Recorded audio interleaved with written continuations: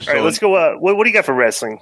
Yeah, not too much. Some stuff about like attendances. So the decision going to be made in 2 weeks whether they open up the other half of the building for Royal Rumble. You know, they've been doing these like half buildings.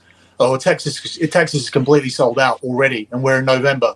Yeah, so, right. Didn't they say that, like, real quick, so the largest gate ever for this, like a record gate for them, and it's like half sold, right? So I saw a tweet that says like a $5 million gate already.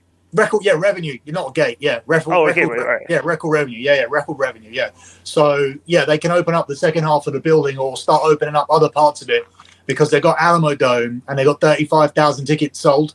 So the other half of the building can be opened up. I think they're looking at a configuration up to 50,000 now. And they got 15,000 tickets to sell before the end of January. So they're looking at possibly doing that. Other news from attendances, business, etc. They were really happy with how much money they made in Nashville, like across the board, the whole town, the way that the event went, all kinds of things across the board. They're originally just looking at putting SummerSlam back there, but after looking at the metrics, they're so happy with it that they think that it can host WrestleMania either 42 or 43.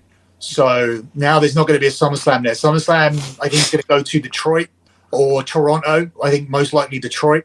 And then Nashville's getting a WrestleMania guaranteed, like in the next 3 years. And look, one bit of news about obviously, what's on television and whatnot. Becky Lynch has been earmarked as this person to be the mystery partner. They haven't held successful talks with Sasha, as far as I understand. And what adds even more weight to it is... Let me give you a little update on Sasha, because she trained with some of my friends in Mexico. Okay. According to her, she will probably not wrestle to the beginning of next year, because she's got some projects that she's working on right now, and she wants to finish them. But she's not doing anything till next year. Yeah, that's the same thing I was about to say. I know they wanted her. They kept the spot open.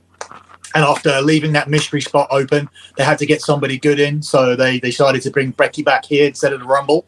What adds even more weight to it is that Becky's pretending to be an island when she was at television and the TV hotel on Monday. So if you're pretending to be an island, if you're going through that much effort to say you're an island, just to troll people, you're clearly going to be the mystery partner.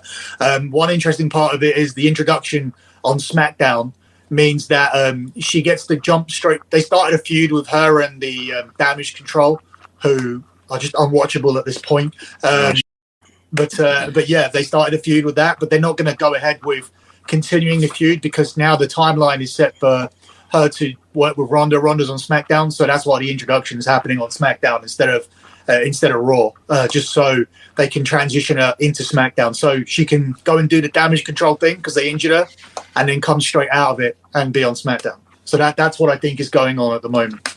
Yes, that's it for news.